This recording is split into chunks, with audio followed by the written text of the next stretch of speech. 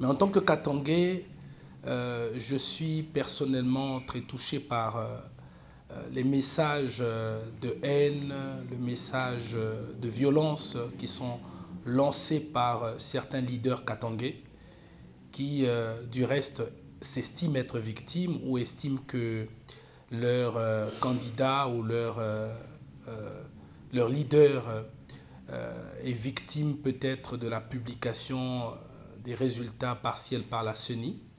Mais moi, d'abord, premièrement, en tant que juriste, je vais conseiller à ce que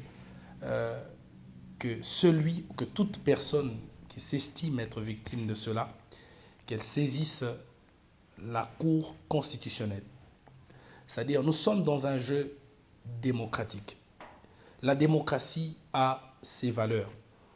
Lorsque nous allons en compétition et qu'au cours de cette même compétition, vous estimez que vous êtes victime d'une tricherie, vous êtes victime de quoi que ce soit, il y a des voies et moyens de droit qui vous permettent de contester cela.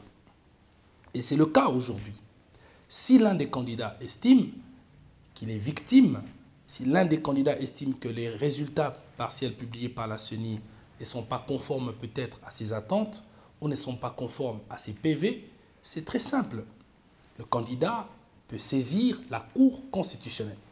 Alors, ce qui est dérangeant, c'est de voir que certains leaders katangais vouloir utiliser la jeunesse katangaise et vouloir utiliser le Katanga comme un bien privé, en voulant inciter les uns et les autres à la violence, en voulant appeler les jeunes à la violence. Ce n'est pas intéressant. Au stade actuel, le Katanga n'a pas besoin de ça. Le Katanga n'a pas besoin de la violence. Le Katanga n'a pas besoin de la haine. Et même le Congo n'a pas besoin de ça. Nous disons non et non. On ne peut pas utiliser la jeunesse katangaise, on ne peut pas utiliser le Katanga comme son marchepied. Le Katanga n'est pas un parti politique. Le Katanga est une région aujourd'hui. Le Katanga d'ailleurs, qui a été subdivisé en 4 provinces, est une région. Le Katanga n'est pas un bien privé de quelqu'un. Et même les Katangais sont libres. Il y a ceux-là qui peuvent soutenir un candidat katangais et d'autres non. C'est comme mon cas personnellement. Moi, je n'ai pas soutenu un candidat katangais. Mon candidat n'est pas katangais, mais c'est mon candidat. Moi, je suis katangais de père et de mère, mais je n'ai pas soutenu un candidat katangais. C'est pour des raisons de conviction que j'ai soutenu un candidat. Et il faut qu'on respecte le choix de tout un chacun.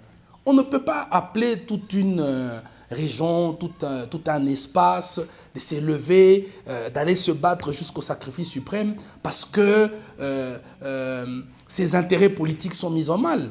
Non, on ne peut pas mettre ce pays à feu et à sang parce que ses intérêts égoïstes ne sont pas garantis.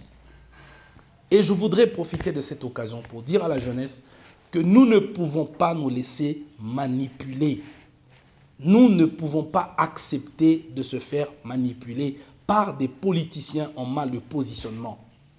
Le Katanga, oui, nous sommes tous Katangais et nous refusons cette manipulation politicienne.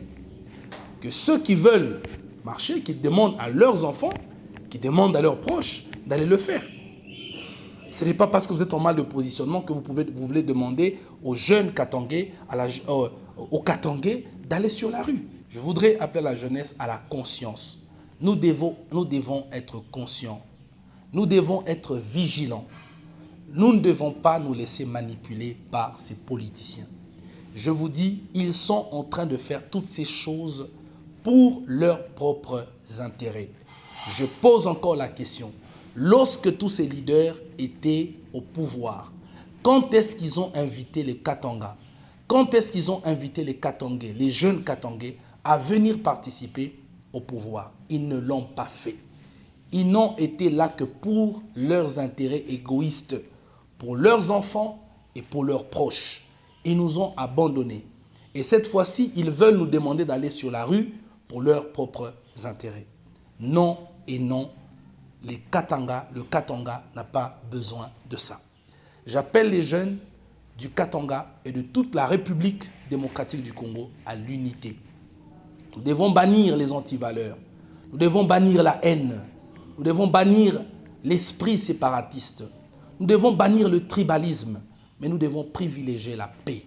Nous devons privilégier l'unité nationale. Aujourd'hui, le Congo, l'aspiration de tout Congolais est de voir le Congo être uni, le Congo être prospère. Donc, que la jeunesse ne se fasse pas manipuler. Chers jeunes, chers Katangais, ne cédons pas à ces manipulateurs.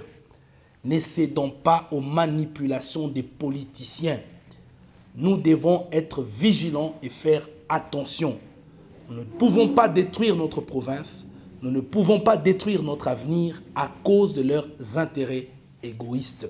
Nous disons non et nous invitons les uns et les autres à la conscience collective, nous invitons les uns et les autres à l'unité et aussi à privilégier la paix dans notre pays.